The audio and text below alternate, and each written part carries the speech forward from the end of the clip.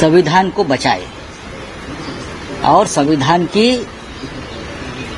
जो इच्छा है उस हिसाब से न्याय दे।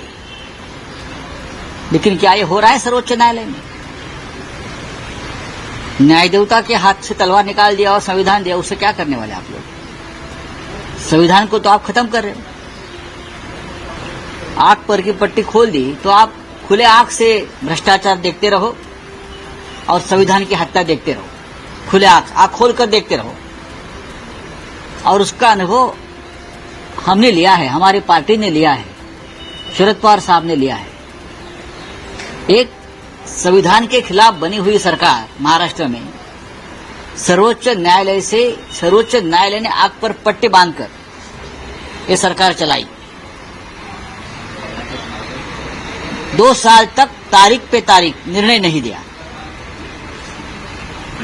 ऐसे बहुत से निर्णय हैं जो संविधान के हिसाब से होने चाहिए थे। संविधान की हत्या तो इस देश में दर दिन होती है। अब न्याय देवता के हाथ में आप संविधान की किताब देकर आप आरएसएस का एजेंडा चला रहे हो क्योंकि उनको एक प्रचार करना है। ये प्रचार है, ये प्रोपेगेंडा है। क्योंकि लोकसभा चुनाव में संविधान खतरे में का जो नारा गूंजा और घर घर तक गया, तो ये जो आप किसी ने निर्णय लिया है, ये बीजेपी का और आरएसएस का प्रचार करने की ये एक बहुत बड़ी कोशिश है। जो परंपरा चलती आई है कि हमारी न्याय देवता सभी को उसके हाथ में एक तराजू होता है और पट्टी बांधी। मैं देखूंगा नहीं कौन छोटा है कौन बड़ा है, सबको समान न्याय होगा, न्याय का तराजू समान होगा। लेकिन हुआ है क्या? 10 साल में ये नहीं हुआ है और हम उसके सबसे बड़े विक्टिम हैं।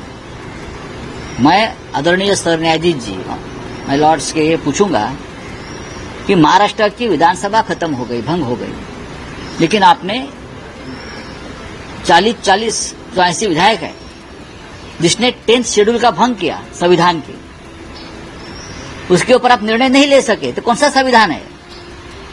आपके लाइब्रेरी में संविधान वाली आप एक मूर्ति रखेंगे, अब उसे क्या होगा? देश की जनता ने सब कुछ देख लिया है। आपने हमारी पार्टी किसकी है, शिवसेना और राष्ट्रवादी कांग्रेस, और चिन्ह किसका, उस बारे में निर्णय नहीं दिया है। क्योंकि संविधान जो है, संविधान कहता है और कानून ये कहता है कि अगर 40 लोगों का डिस्क्वालिफिकेशन होता है तो निर्णय अलग हो जाता है। और आपने इस बारे में पहले स्ट्रिक्चर पास किए हैं कि ये गलत हुआ है महाराष्ट्र में। ऐसे बहुत से संविधान के खिलाफ जो काम हुए हैं हमारे न्याय क्षेत्र में, उसके बारे में हम बोल सकते हैं। तो ये जो आप संविधान मूर्ति के हाथ में आपने दिया है, आप संविधान बचाने का प्रोपेगेंडा कर रहे हैं, लेकिन इस देश में ऑलरेडी संविधान को खत्म कर दिया है। संविधान की हत्या दर दिन हो रही है। सर, मोदी के जो किंग मेकर है नायडू जी, उनको ईडी की तरफ से क्लीन चिट दी गई है, किस तरीके से देखते हैं सर? हाँ, अभी संविधान आया है न्याय देवता के हाथ में, तो ऐसे निकाल तो देते रहेंगे। 372 करोड़ का घोटाला है, 372 करोड़ का, तो स्किल डेवलपमेंट डिपार्टमेंट का 372 करोड़ का घोटाला। लगभग 2 महीने तक नायडू जी जेल में रहे।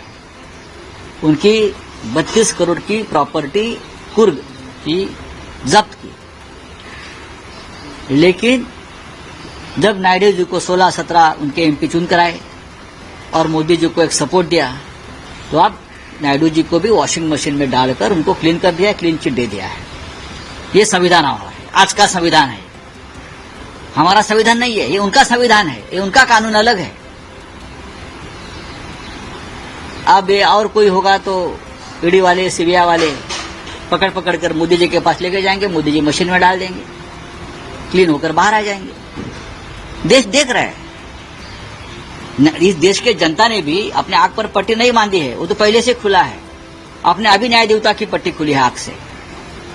आपने न्याय देवता के हाथ से तलवार निकाल दी है, लेकिन ये तलवार जनता के हाथ में है अभी भी।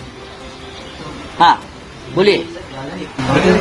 हरियाणा में अभी चुनाव हुए थे, नतीजे आए थे, लेकिन अब एक याचिका जो है सुप्रीम कोर्ट में दायर की गई है, जिसकी सीटें हैं, अब उसमें दोबारा से चुनाव हुए। ईवीएम में गड़बड़ी जो है याचिका में लिखा गया कि ईवीएम में गड़बड़ी की वजह अगर एविडेंस सामने आए हैं उस बारे में, बार बार सामने आते हैं, लोकसभा में भी हो गया, लेकिन सर्वोच्च न्यायालय ने क्या किया? जो आप संविधान के रक्षक बनकर सामने आए हैं रिटायरमेंट के लगभग, अब रिटायरमेंट होने वाली है मुख्य न्यायाधीश साहब की, लेकिन ईवीएम के बारे में आपने निर्णय नहीं लिया। इस देश के करोड़ों जनता का ईवीएम के ऊपर विश्वास नहीं है। संविधान कहता है जो लोगों का बहुमत है आप उसके साथ न्याय करना चाहिए।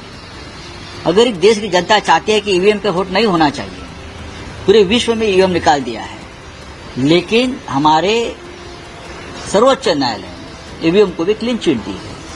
ये संविधान के खिलाफ है, मैं मानता हूं। और हरियाणा में तो बहुत बड़ा गड़बड़ हो गई, 0.6%। हरियाणा में डिफरेंस कितना है वोटों में आपको मालूम है ना? 0.6। कांग्रेस और बीजेपी में 0.6% का डिफरेंस है, और 0.6% में आपको 30 सीट का कैसा फायदा हो सकता है?